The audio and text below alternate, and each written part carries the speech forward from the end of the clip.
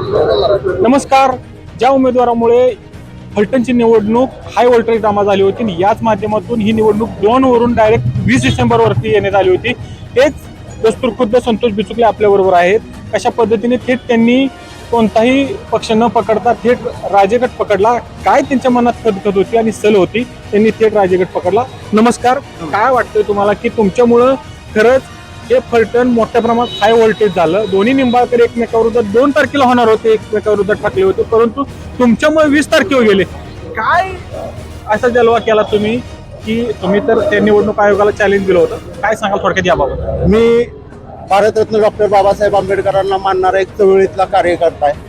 देशात संविधान कुठेतरी आहे आणि संविधानाची प्रत्येकाला कुठेतरी जाणीव झाली पाहिजे. कायदा कसा वापरला जातो हे फक्त दाखवून देण्याचा मी प्रयत्न केला. माझा उमेदवारी अर्ज बाद केल्यानंतर मी डिस्ट्रिक्ट कोर्टात गेलो होतो. डिस्ट्रिक्ट कोर्टाचे निकाल हे उशिरा लागले होते. या घटनेमध्ये उशिरा लागल्यामुळे 25 तारखेला ते निकाल येणे अपेक्षित असताना काहींचे निकाल 26-27 तारखेला गेले. त्याच गोष्टी मी निवडणूक आयोगाच्या निदर्शनास आणून दिल्या. निवडणूक आयोगाच्या निदर्शनास आणून दिल्या की तुम्ही एक प्रकारे हे अनैतिक पद्धतीने हे उमेदवारी आणि इलेक्शन लढवताय. प्रत्येकाला न्याय हक्क हा मिळालाच पाहिजे आणि त्या दृष्टीने आपण निवडणूक आयोगाच्या लक्षात आणून दिल्यानंतर निवडणूक आयोगाने सर्वात पहिल्यांदा फलटण मांबळेश्वर मी तिथं असल्यामुळे सातारा जिल्ह्यातल्या 2 नगरपालिका त्या ठिकाणी लक्षात आल्या होत्या. दुसऱ्या दिवशी महाराष्ट्रातल्या तब्बल 24 नगरपालिका आणि तब्बल जवळजवळ 150 ते 162 उमेदवारांचे निकाल हे 25 तारखेनंतर आले होते. त्यामुळे ते पुढे ढकलण्यात आले होते.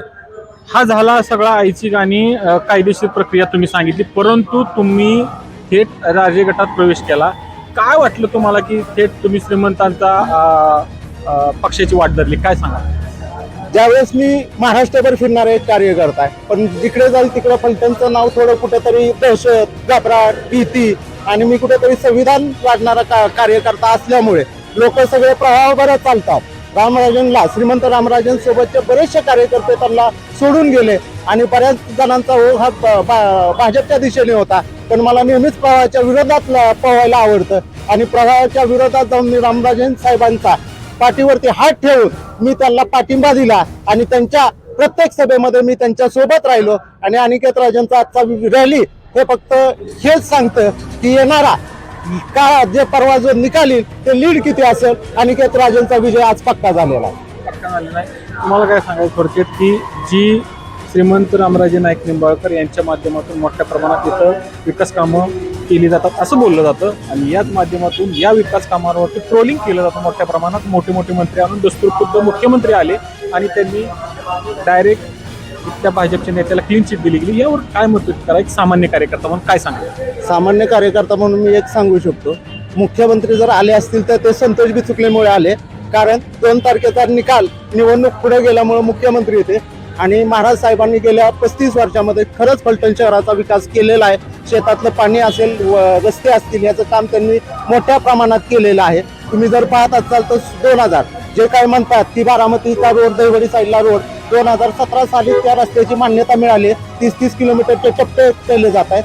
पालखी महामार्ग सुद्धा 2016लाच प्रोजेक्टेड होता. तोही महामार्ग केंद्र सरकारचा अगोदरच प्रोजेक्ट झालेला होता. आणि इतर विकास कामं जी आहेत, आता जसं म्हटलं जातं की RTO आणलं जातं. RTO गेल्या 3 वर्षामध्ये महाराष्ट्रात 17 ठिकाणी RTOची केंद्र नवीन झालेली आहेत.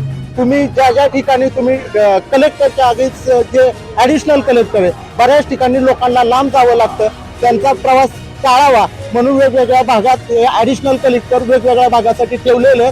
ज्या पद्धतीने कोर्टाचा विषय असेल तर सातारा जिल्ह्यामध्ये वाईला डिस्ट्रिक्ट कोर्ट आहे, साताऱ्याला डिस्ट्रिक्ट कोर्ट आहे आणि फलटणला डिस्ट्रिक्ट कोर्ट आहे. या विकासाच्या गोष्टी महाराष्ट्रभरच होत आहेत. वेगळ्या ह्यांनी काही घडवलेलं नाही.